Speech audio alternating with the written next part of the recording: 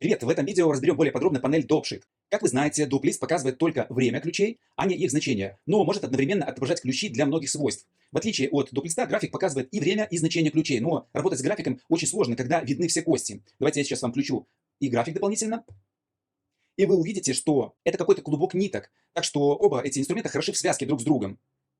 Вот временной шкалой отображаются строки для каждого ключевого свойства, сгруппированные по костям. Вот вы видите, если я сейчас выделю кость, weapon, вы увидите, что у нее есть два свойства трансформации. Это поворот и scale. И эти два свойства прикреплены к этой кости. В каждой строке есть вот такие цветные палочки. Как вы знаете, это и есть наши ключи анимации. Для каждого типа ключа используется свой цвет. Для ключей поворота это зеленый цвет, для ключей масштабирования это красный цвет, синий цвет для ключей перемещения, желтый цвет используется для ключей наклона. Давайте поставим на какой-нибудь кости ключ для наклона. Выберем weapon и поставим ключ. Вот вы видите, у нас есть ключ для наклона, он желтого цвета. Розовые ключи для слотов. Для меша у нас используются голубые ключи, такие бирюзовые. Для ивентов используются ключи фиолетового цвета. Для обычных вложений, давайте выберем какую-либо кость.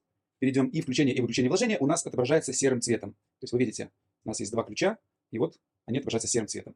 Один посветлее, тот, который активен, другой потемнее, когда не активен. Но это вы помните из прошлых уроков.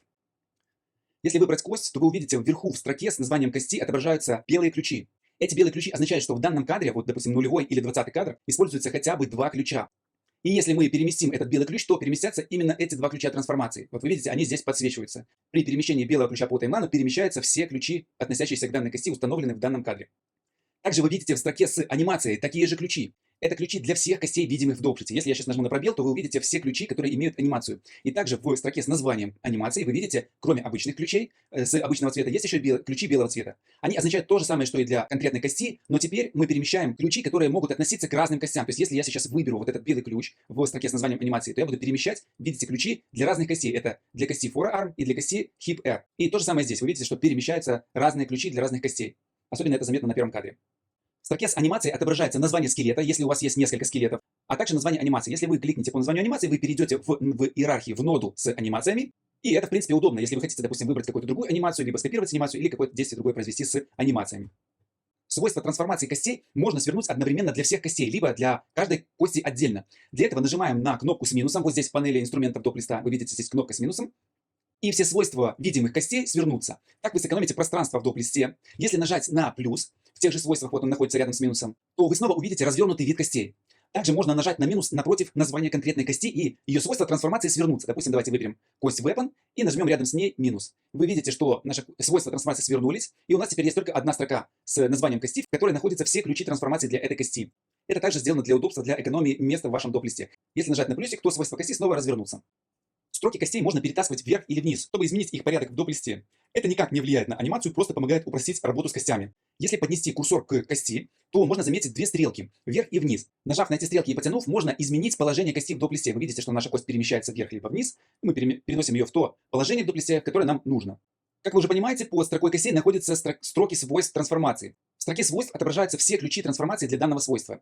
Линии между ключами указывают на тип интерполяции между этими ключами. Отсутствие линии, вот как вот здесь у нас с наклоном, это значит, что либо оба ключа имеют одинаковое значение, вот в этом случае так и есть, либо тип ключа не имеет перехода, как, например, ключи вложения в слот или события. Вот вы видите, что у нас есть события, и если я продублирую события, то между ними тоже не будет интерполяции.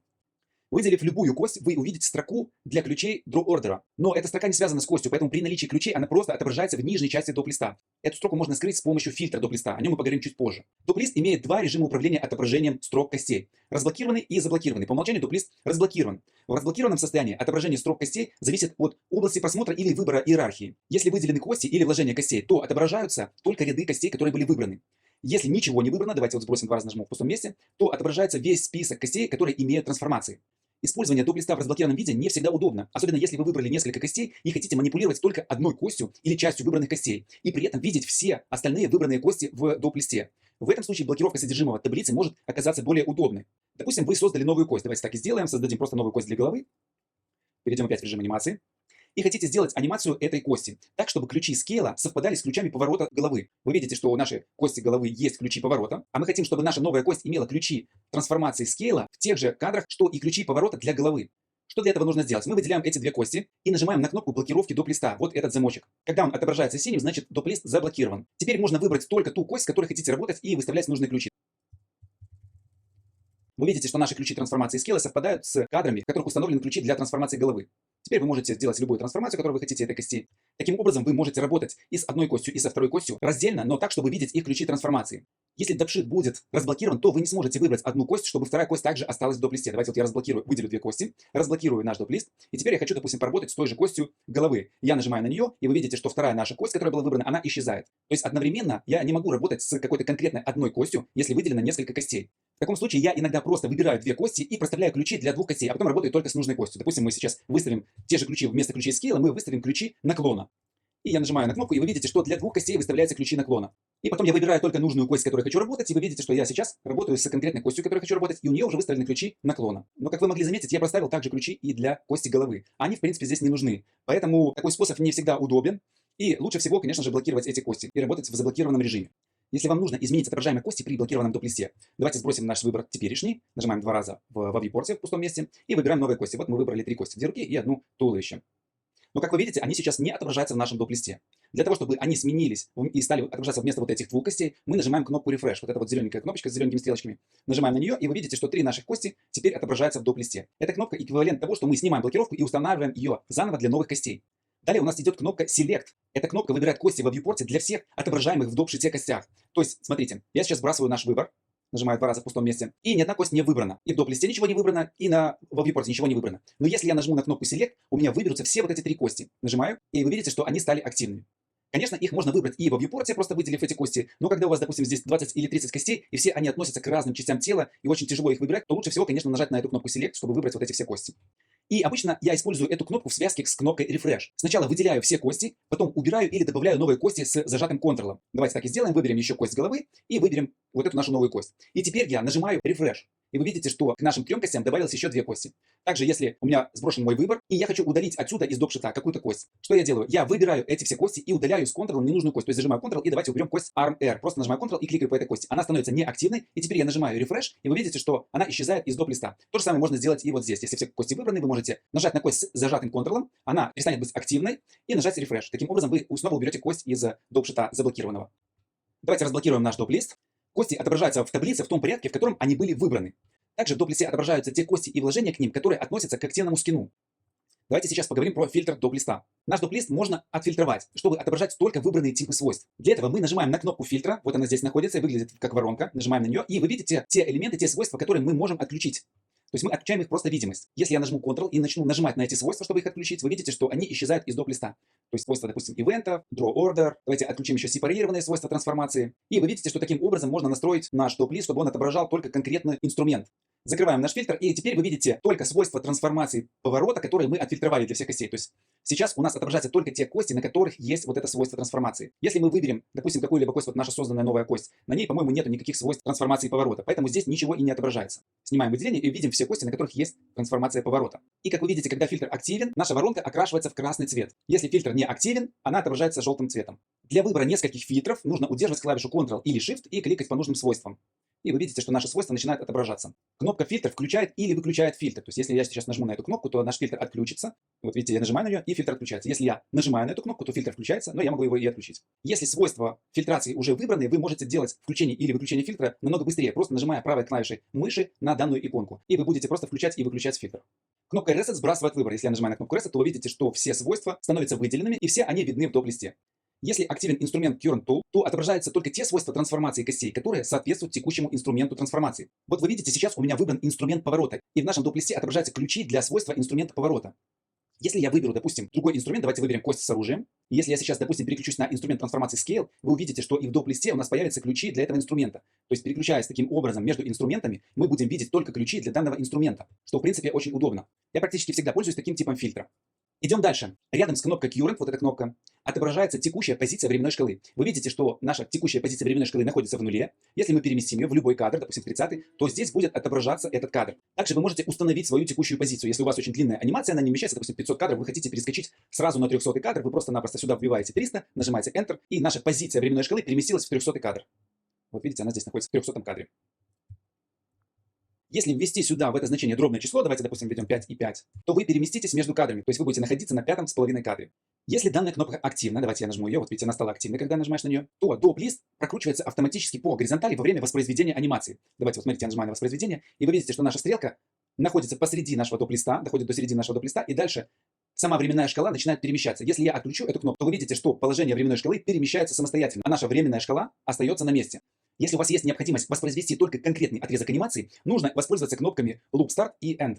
Перемещаемся в нужный кадр. Допустим, мы хотим, чтобы проигрывалась анимация только с 5 кадра по 15 кадр. Перемещаемся в 5 кадр, нажимаем на кнопку Loop Start, перемещаемся в 15 кадр и нажимаем на кнопку End. И вы видите сейчас, что у нас с 5 по 15 кадр появились зеленые вертикальные линии, которые означают, что данная анимация будет проигрываться с 5 по 15 кадр. Если я сейчас нажму на кнопку запуска анимации, то вы увидите, что она будет проигрываться только в этом интервале.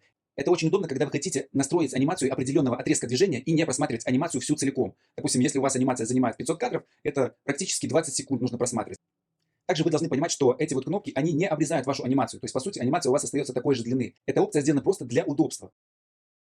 Поговорим про работу с ключами. Когда вы выбираете ключ в DOP-шите, то также устанавливается позиция временной шкалы на выбранном ключе. Если нужно выбрать несколько ключей, зажимаем Ctrl и выбираем нужные ключи. Вы видите, что наши ключи подсвечиваются, они становятся активными. Если нужно выбрать область с ключами, нажимаем в пустом месте DOP-листа и перемещаем курсор так, чтобы выбралась нужная область. Либо вы можете зажать Ctrl и выбирать ключи с любого места. То есть не обязательно теперь искать пустое место в DOP-листе, чтобы начать формировать область выделения. С зажатым Ctrl вы можете навести конкретно на ключ и начать выделять нужные ключи. Это также очень удобно. Не делая никаких действий, вы можете снова нажать на Ctrl и выделить еще какую-то группу ключей. Сейчас, как вы видите, у нас выделено две группы ключей. Давайте я покажу это на примере, когда видно много ключей. Выделяю фильтр, нажимаю пробел и давайте, допустим, выберем какую-то группу ключей. Мы выберем группу вот здесь ключей, также мы можем выбрать вот эту группу ключей. И это все я делаю с зажатым Ctrl. И видите, что наши ключи сейчас выбраны, и я могу с ними производить какие-либо манипуляции, просто перемещать их одновременно все. Когда у вас выделен какой-либо ключ, вы нажимаете Ctrl-A и выделяются все ключи в той же строке DOP-листа. Еще раз нажимаете Ctrl-A и выделяются в принципе все ключи, которые видны в DOP-листе. Для масштабирования выделенных костей можно перетащить левый или правый край выделенной области. Вы видите, что поднося наш курсор к правому краю или к левому краю, появляется такой своеобразный значок перемещения. И теперь вы можете масштабировать данную группу ключей. Масштабирование ключей увеличивает или уменьшает временной интервал между выбранными ключами. Масштабирование можно использовать для изменения порядка следования ключей, перемещая левый край за правый или правый за левый. Допустим, вы хотите инвертировать анимацию. Я сделал копию нашей анимации, которую буду инвертировать. И теперь что нам нужно сделать? Мы зажимаем Ctrl и выделяем все ключи нашей анимации до последнего. И как вы видите сейчас, отпустив Ctrl, у нас появляется возможность масштабировать нашу анимацию. Итак, посмотрим на наш таймлайн и увидим, что наша анимация новая начинается со 170 кадра, а вся анимация длится 74 кадра. Значит, для того, чтобы инвертировать анимацию, нам нужно перетянуть эту анимацию, смасштабировать ее так, чтобы количество вот этих кадров, видите, сверху указываются кадры, на которые я сейчас масштабировал нашу анимацию. И мне нужно указать такое количество кадров, чтобы оно было в 2 раза больше, чем длина анимации. Вы видите, что сейчас первые ключи, которые находятся в 170 кадре, они не двигаются. И таким образом я перемещаю наши ключи на 148 кадров, сделаю так, чтобы анимация инвертировалась. И давайте посмотрим, что у нас получилось. Вы должны понимать, что выделенная область не равно выделенные ключи. Допустим, я начну выделение с 200 кадра и до 100 кадра. Видите, что вот это наша выделенная область. Вот. Давайте более конкретно выделю. 200 и вот 100. Наша анимация выделилась. Теперь я хочу инвертировать анимацию. Но что будет происходить, когда я начну тянуться либо слева, либо справа? Противоположные ключи начнут сдвигаться в сторону края нашей рамки. То есть давайте я начну с левого края и буду сдвигать нашу анимацию вот сюда. Вот эти правые ключи, они будут сдвигаться аж до самого края рамки. Смотрите, как это происходит. Я начинаю двигать, и вы видите, что они сдвигаются, сдвигаются, сдвигаются. И в какой-то момент они доходят до края рамки, и теперь только они разворачиваются и перемещаются в другом направлении, то есть инвертируются. Таким образом, очень тяжело настроить правильную инверсию. То есть я не могу контролировать вот то количество кадров, на которое расширяется моя анимация конкретно. Поэтому для нормальной инверсии анимации лучше всего использовать метод, который я показал с самого начала. Также выделенные ключи можно перемещать влево либо вправо по таймлайну. Если вы выделили какие-либо ключи и удерживаете Ctrl плюс Shift, и начинаете перетаскивать эти ключи, то вы делаете полную копию этих ключей. Вы видите, что я сейчас сделал просто копию выделенных ключей и переместил их в нужное для меня положение. То есть таким образом я могу еще раз зажать Ctrl-Shift и сделать еще одну копию моих ключей. И так, в принципе, сколько мне нужно будет сделать копий, я столько и сделаю. Это очень удобно. Это та же функция Ctrl-C, Ctrl-V, которая здесь находится, но более быстро и удобно. Если мне надо выделить, допустим, какой-то вот этот ключ я хочу скопировать, я просто нажимаю Ctrl плюс Shift, зажимаю данный ключ и перемещаю его. И он просто-напросто копируется. Любой из ключей будет скопирован. У нас осталась еще одна неизвестная кнопка, это кнопка синхронизации. Значит, эта функция позволяет синхронизировать DOP-лист с графиком. И главным в этом случае становится график, так как некоторые инструменты становятся активными только на панели графика. Давайте я включу график и нажму кнопку синхронизации. И вы видите, что из настроек DOP-листа исчезли фильтры, а также свернуть, развернуть кости и блокировка видимости костей. Частично вот эти свойства переместились сюда, то есть здесь вы видите кнопку фильтра, кнопку блокировки, рефреш и селекта. А также наш DOP-шит приобрел ту же размерность, временную размерность, что и график. То есть если мы сейчас, допустим, масштабируем наш DOP-шит, он будет масштабировать и график. И то же самое работает с графиком. Если я масштабирую график, масштабируется и DOP-шит. И положение временной шкалы также синхронизируется. Вы видите, что и там наша временная шкала находится в одинаковом кадре. Сейчас у нас в графике выбрана только кость Weapon, И также только эта кость отображается в доп-листе. В моей работе кнопка синхронизации практически всегда активна. Это позволяет мне одновременно видеть и ключи, и кривую. А если отключить синхронизацию, то вы видите, что у нас здесь отображаются все кости, даже если здесь активна только одна кость. Если вот в графике у нас активна только одна кость, только при выделении этой кости она становится активна и здесь, в доп-листе, и в графике. Если я нажму пробел, чтобы были видны все кости, то в графике все кости не будут видны. Для этого нужно нажать на название анимации вот сверху, и вы видите, что здесь можно выставить точку. Если я ее выставлю, у меня станут видны все кости. Но о том, как работать с графиком, мы поговорим в следующем уроке. Сейчас мы дальше рассмотрим свойства синхронизации. Если она отключена, то мы можем масштабировать раздельно наши графики, а также устанавливать фильтры раздельно. То есть здесь мы можем включить наш фильтр. Вот вы видите, у нас сейчас включен инструмент Keyron Tool, а так как наш активный инструмент это поворот, у нас сейчас отображаются только те кости, на которых есть трансформация поворота в доп-листе. А в графике у нас отображаются все кости со всеми значениями трансформации. То в принципе не всегда удобно, поэтому я все-таки рекомендую вам включать синхронизацию, которая намного упростит вам работу. То есть вы можете конкретно включить синхронизацию, а также включить фильтр и смотреть. Вот у нас сейчас выбран фильтр только ивенты. Давайте включим Keyron Tool и работать только с конкретным инструментом трансформации на двух графиках. Это очень удобно. То есть на этом графике, допустим, удобно перемещать, либо какие-то выделения делать и так далее. А на этом графике мы видим нашу кривую и значение наших кривых, что в принципе очень удобно настраивается. И вот эта связка очень хорошо себя показала в работе. Ну что же, теперь все кнопки и способы работы с топ-листом вам известны. На этом на сегодня все. В следующий раз мы поговорим про панель график. Всем пока!